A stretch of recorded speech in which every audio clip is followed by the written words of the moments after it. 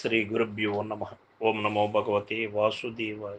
భగవద్గీత నిత్యము ఒక శ్లోకం చొప్పున మనం చదువుకుంటూ ఉన్నాం. ఇందులో భాగంగా ఈవేళ మనం 17వ అధ్యాయం శ్రద్ధాత్రయ విభాగ యోగము నుండి 13వ శ్లోకాన్ని పరిశీలన చేసుకుందాం. విధిహీనముస్త్రాన్నం మంత్రహీనం అదక్షణం శ్రద్ధావిరహితం యజ్ఞం తామసం పరిచక్షతి. భగవానులు చెబుతూ ఉన్నారు, అర్జున, విద్యుక్తము కానిదియు అన్నదానము లేనిదియు మంత్రరహితమైనదియు దక్షిణ లేనిదియు శ్రద్ధ బొత్తిగా లేనిదియునగు యజ్ఞము తామస యజ్ఞమని చెప్పబడును అంటూ ఉన్నాడు. అన్నదానం అనునది అనుష్ఠాన వేదాంతము యొక్క ఒకానొక స్వరూపం. సర్వభూతములందును పరమాత్మ కలడను సత్యము అనుభూతమనొచ్చుకొనిన వాడు పరోపకారము తప్పక చేయును. అది ఏ ఆచరణ వేదాంతం.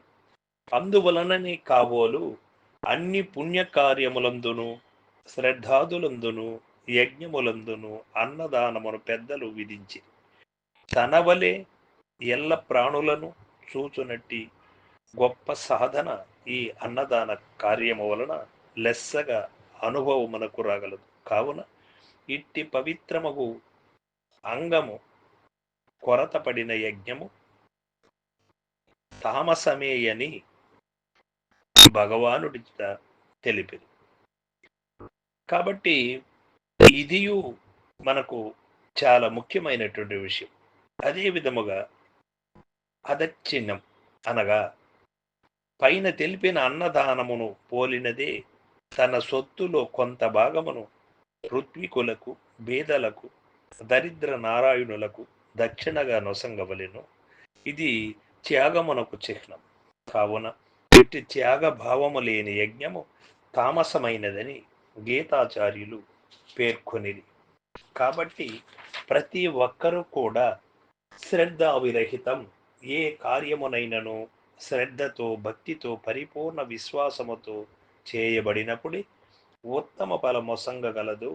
శ్రద్ధ లేకుండా చేయబడు కార్యము చేయని దానితో సమానమే అని ఈ అధ్యాయమునన్నే మున్ముందు భగవానుడు చెప్పబోదురు. కాబట్టి అశ్రద్ధయాహుతం అసదిత్యుచ్యతే. కావున శ్రద్ధారాహిత్యమును తామస ప్రవృత్తిని విడనాడి జనులు శ్రద్ధ సమన్వితులై సమస్త కార్యములను ఆచరించి ఉత్తమ ఫలములను పొందవలయను అని భగవానుడు మనకు సూచన చేస్తూ ఉన్నారు.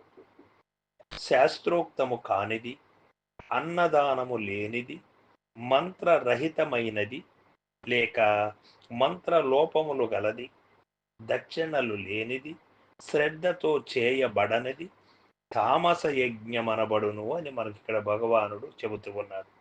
కాబట్టి తామసిక యజ్ఞం ఎటువంటిదో మనం తెలుసుకున్నాము కదా.